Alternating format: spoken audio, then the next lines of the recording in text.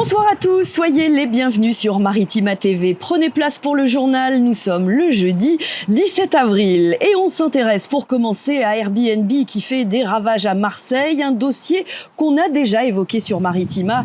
À l'origine, un dispositif de séjour touristique, vous le savez, de dimension humaine qui peu à peu a fait place à un véritable business sauvage et ultra rentable au détriment des habitants de la ville. Ainsi, Anthony Crémeyer, maire des 2e et 3e arrondissements, évoquait récemment sur nos ondes l'exemple d'un investisseur mexicain, qui avait acquis des appartements dans le quartier du Panier pour les louer en Airbnb. Alors pour lutter contre ce fléau, la ville de Marseille a limité cette année la durée de ses locations à 90 jours par an. Michel Montagne s'est rendu dans ce quartier typique et très touristique de la cité phocéenne. Ce jour-là, il pleut, les Marseillais restent donc à l'abri, tandis que les touristes sortent pour amortir bon gré mal gré leur séjour. C'est ainsi qu'on rencontre Justine, venue de Chartres en tribu, soit 10 personnes. Exceptionnellement, elle loue une maison d'amis à Carreau, Martigues, mais son mode de location habituel reste le Airbnb. Moi j'adore utiliser Airbnb, c'est vrai que toutes mes vacances je ne fais qu'avec ça. Ce que j'adore c'est les boîtes à clés et de pouvoir venir librement et de repartir assez librement également. Et c'est le côté pratique, on en trouve maintenant partout et c'est très abordable aussi en termes de rapport qualité-prix. Après j'imagine que pour les personnes qui vivent au quotidien où il n'y a pas beaucoup de logements et que c'est dur de se loger, que ce soit pour des étudiants ou des personnes aussi un peu âgées, je peux comprendre que ça soit un peu pénible pour eux. Oui. Et quand on lui apprend que les boîtes à clés sont désormais interdites, Justine tombe des nues. On croise également Pierre sur la typique place de l'Anche. Propriétaire d'un pied-à-terre qu'il n'occupe pas en été, il le loue, mais dans le cadre légal. L'été, je ne suis pas là et on va dire que l'été commence à peu près maintenant. Donc je loue en partie, épisodiquement, en Airbnb. Ça me permet d'amortir mes charges et de faire un petit bénéfice. Mais je ne suis pas un ultra capitaliste débridé, prêt à faire du 200% sur de l'Airbnb. Ce n'est pas du tout mon cas, ni mon plan, si vous voulez. Les restrictions, il me semble que c'est 90 jours. Moi, je suis en dessous des 90 jours. Donc, si je fais 70 jours, vous voyez, je suis très content, ou 80 jours. Mais je suis dans les clous sans trop me forcer. Donc, je ne suis peut-être pas le bon candidat, comme certains qui font peut-être toute l'année, quoi. Et dans l'immeuble de Pierre, 2 appartements font justement partie de ces logements loués à l'année en Airbnb, ce qui lui cause à lui aussi quelques désagréments. Et on reste à Marseille avec la candidature du CCAS, le Centre communal d'action sociale de la ville, retenu pour la construction d'un EHPAD. C'est donc bien la cité phocéenne qui bénéficiera de la construction de l'établissement après un appel à projet lancé en juillet dernier par l'ARS, l'Agence régionale de santé PACA, d'une capacité de 88 lits. Cet EHPAD sera situé au nord de la ville. Il devrait ouvrir ses portes en 2027 et sera le 2e de ce type à Marseille.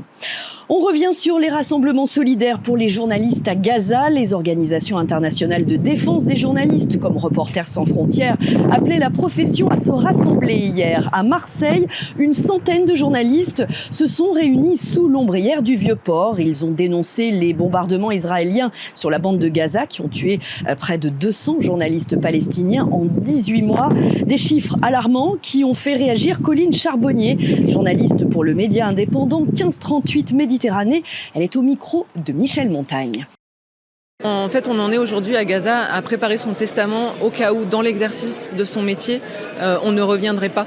C'est quelque chose qui est sans commune mesure dans l'histoire de notre profession. Et c'est ça qui nous interpelle et qui fait qu'on a envie d'être solidaires aujourd'hui. Alors c'est aussi envoyer un message de solidarité avec les journalistes à Gaza et leur dire on est là, mais aussi demander à ce que la couverture internationale de ce qui se passe à Gaza soit possible et donc que les journalistes d'autres pays puissent se rendre à Gaza, puisque l'un des messages qui nous parvient des journalistes à Gaza en ce moment, c'est venez prendre le relais. Nous, on est fatigués, on prend des risques tous les jours et on fait notre métier avec le risque d'être tués aujourd'hui, donc on a besoin de vous. Cette manifestation était initialement organisée dans la capitale, mais les journalistes marseillais ont décidé de la relayer. C'est une excellente chose, ils ont rendu hommage aux 200 journalistes palestiniens disparus. Prison visée par des attaques, l'enquête piétine. Le procureur de la République antiterroriste a indiqué ce matin qu'il n'y avait pas de piste privilégiée. On vous rappelle, après la prison de Toulon, prise pour cible par des tirs à la Kalachnikov mardi, de nouvelles attaques avaient visé hier l'institution pénitentiaire avec l'incendie de 3 véhicules sur un parking de la prison de Tarascon et puis l'incendie d'un autre véhicule devant le domicile d'un surveillant de la prison d'Aix-Luynes. Un nouvel acte s'est ajouté à la liste. Alors ce n'est pas dans notre région, ça s'est passé dans la Somme, à Amiens. Le domicile d'une agente de la maison d'arrêt a été visé dans la nuit. Boîte aux lettres dégradée, taguée, pneus et véhicules crevés. Au total, 21 véhicules ont été incendiés depuis la nuit de dimanche dans 8 départements. Dominique Pellicot, un nom qui retentit dans l'actualité. Le principal condamné de l'affaire des viols de Mazan commis à l'encontre de Gisèle Pellicot a été mis en examen pour meurtre et viol dans une affaire datant de 1991 concernant Sophie Narme. La justice a refusé la demande d'exhumation du corps de cette jeune femme de 23 ans. Dominique Pellicot qui fait parler de lui au-delà des frontières puisqu'il apparaît dans le classement du célèbre journal américain Times des 100 personnes les plus influentes, comme un autre Français qui, à l'opposé, brille pour ses performances et ses valeurs, le nageur médaillé olympique Léon Marchand. Accusation contre l'abbé Pierre. L'Église de France va se rapprocher du Vatican à l'occasion de la parution d'un livre enquête sur l'abbé Pierre. La conférence des évêques de France a annoncé aujourd'hui qu'elle allait faire la lumière sur de nouveaux éléments dont elle n'avait pas connaissance. Lutte contre la précarité. La Banque alimentaire lance une collecte exceptionnelle confrontée à une pénurie d'huile et de lait. La Banque alimentaire des Bouches-du-Rhône organise dès demain une collecte d'urgence dans de nombreux magasins du département. Ces denrées indispensables à l'aide alimentaire viennent à manquer, vous l'aurez compris, alors même que les besoins ne cessent d'augmenter. Je vous propose d'écouter Joseph Arakel, le président de la Banque alimentaire des Bouches-du-Rhône. Il est au micro de Noria Boussena et ses propos sont particulièrement intéressants.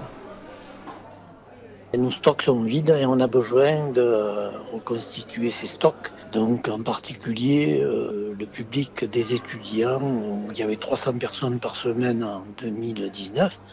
On est à 3000 par semaine. C'est aussi des gens qui sont retraités et qui ont besoin de produits. Donc il faut qu'on s'organise pour faire des collectes intermédiaires. On ne peut pas collecter tout ce qu'on aimerait collecter. On fait appel à la générosité du public qui chaque fois répond présent pour acheter essentiellement 2 types de produits. Vous l'avez dit, c'est du lait et de l'huile.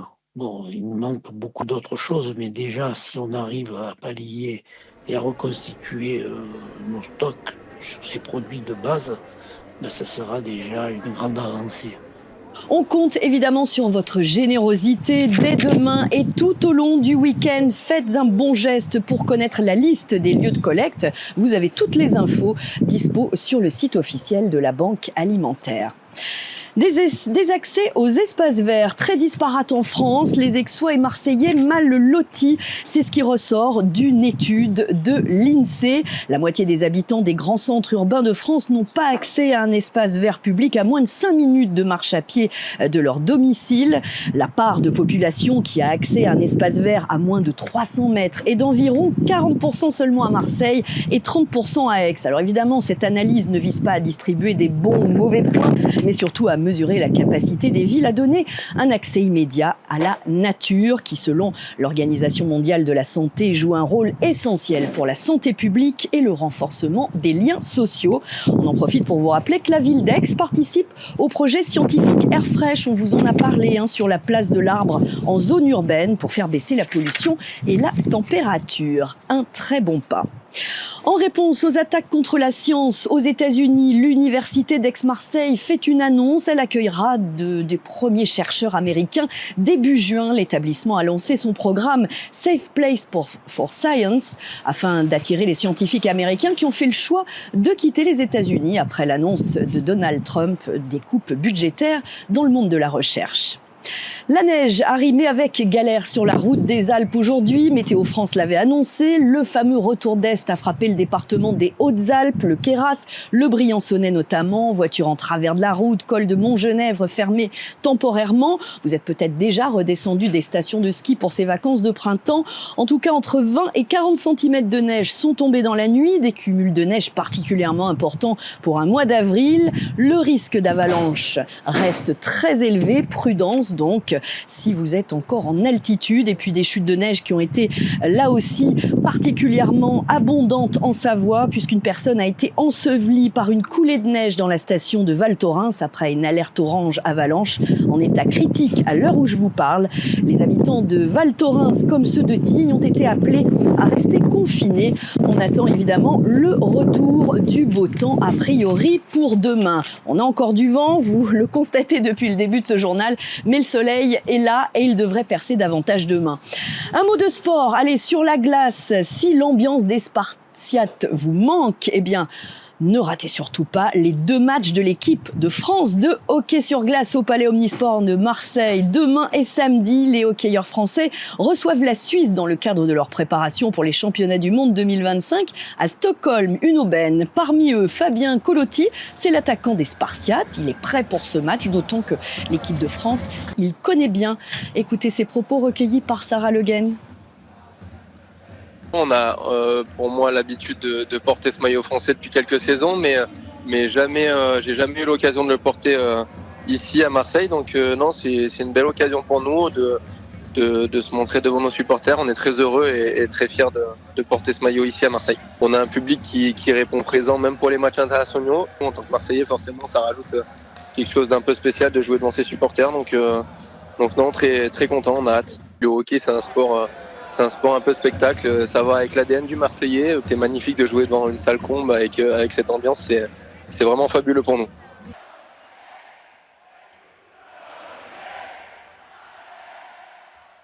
Le week-end pascal approche à grands pas. Après l'effort, le réconfort, céderez-vous à l'incontournable œuf de Pâques cette année, avec le prix du cacao en hausse. Il faudra peut-être regarder les prix, c'est vrai, mais comment célébrer les fêtes de Pâques sans cloche, poisson ni autre lapin au chocolat ? Eh bien, une chocolaterie de Marseille, la chocolaterie Terracoa, située rue Sainte, prépare ses produits depuis ses propres plantations de cacaoyers à Madagascar jusqu'à son atelier de fabrication et la vente aux clients, comme nous l'expliquent ses fondateurs Stéphane Lafay et Raphaël Grange-Lafay au micro de Rémi Repenti.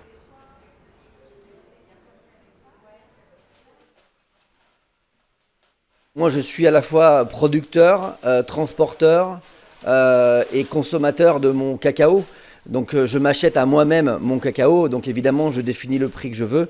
Et à partir du moment où sur place, je travaille avec mes propres salariés qui sont logés dans de bonnes conditions, payés dans de très bonnes conditions, effectivement je ne suis pas dépendant des marchés mondiaux et des cours mondiaux. Nous, avec notre cacao de Madagascar, on produit maintenant notre propre beurre de cacao à partir de nos propres fèves, puisqu'on a investi dans une presse et donc on peut utiliser notre beurre de cacao. Donc oui, on est vraiment sur un cacao 100% issu d'une fève de cacao de Madagascar. Moi, ça a été un souhait personnel d'être dans des prix raisonnables pour Marseille, parce que je pense que Marseille, c'est une ville qui est populaire, qui reste populaire, même s'il y a un engouement, je dirais, national et international en ce moment. Ça reste une ville populaire et donc pour que le chocolat reste accessible à tout le monde, on a voulu et on a souhaité rester dans des prix raisonnables. Est-ce que l'œuf de Pâques reste incontournable ? Alors chez nous, non, puisqu'on a voulu rester dans notre terroir malgache et à la place des œufs, on présente plutôt des cabosses de cacao sur notre magnifique cacaoyer plus vrai que nature. On va avoir des cabosses de différentes tailles avec différents...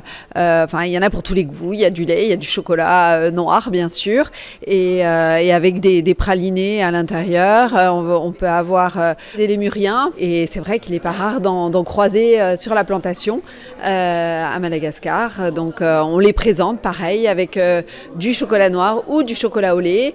Eux-mêmes sont garnis avec de la friture et des petits œufs noirs et lait avec un délicieux praliné noisette amande croustillant.